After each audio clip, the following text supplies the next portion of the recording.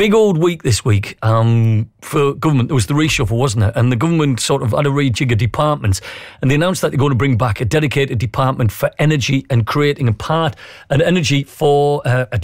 for science, innovation and technology, which is something we touched on a couple of weeks ago with businesses at Net Park in Sedgefield. Now, all that, which happened this week, it follows recent news that British Steel and Tata Steel are expected to receive around about £300 million each in grants to help pay for a switch away from coal-fired blast furnaces to help with their energy costs, to sort of move away from there and to protect jobs. But also report that British Steel are considering axing 800 jobs just a little bit further down the coast in Scunthorpe. So what does it mean for us all? What does it mean for steelmaking in the UK, but particularly here on Teesside? Where are we at this moment with steelmaking? What does it mean for manufacturing here? On Friday, after the show, I spoke to Chris McDonough. Now, Chris is the Chief Executive of the Materials Processing Institute in Middlesbrough. Like many people who work in the steel industry, I really do live and breathe it. It seems as though we're constantly lurching from one situation to another. But right now, British Steel, which owns the big steel plant in Scunthorpe and also our rolling mills in Teesside at Lackenby and in Skinning Grove, are in negotiations with the government to try and get some money to become a green steel company.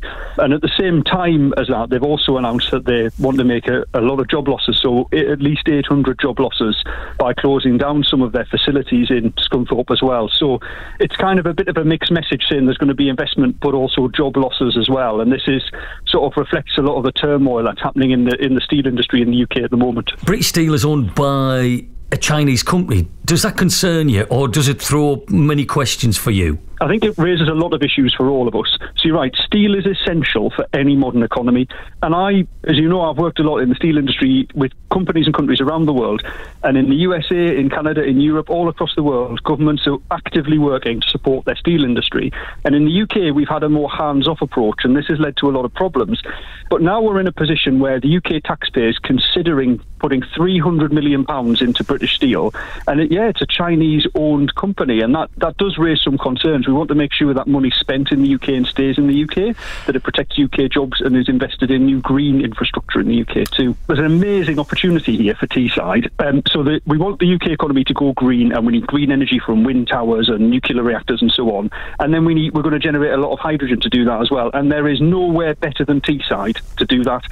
And then when you've got all of that, we're also, at my institute, we're developing a new process to make iron from hydrogen as well. So what used to be the blast furnace at Redcar, I could imagine 2 or 3 new hydrogen furnaces going there instead. And they will go somewhere in the UK, but there's nowhere better for them to go than Teesside. And that's a great opportunity that I really want us to grasp. Is there a political will for this? Well, look, the problem in the UK is we haven't moved far or fast enough on this. So the announcement from the government that they are prepared to put some money into this now is great. And they've moved quickly, and they've brought forward £600 million and put that on the table.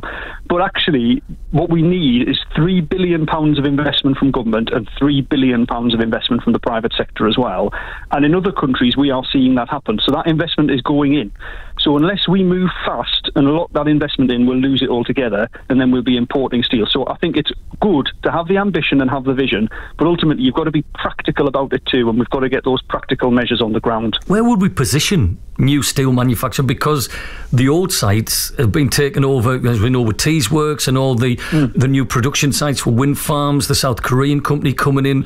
Is there space on Teesside if there is that renaissance for steel making?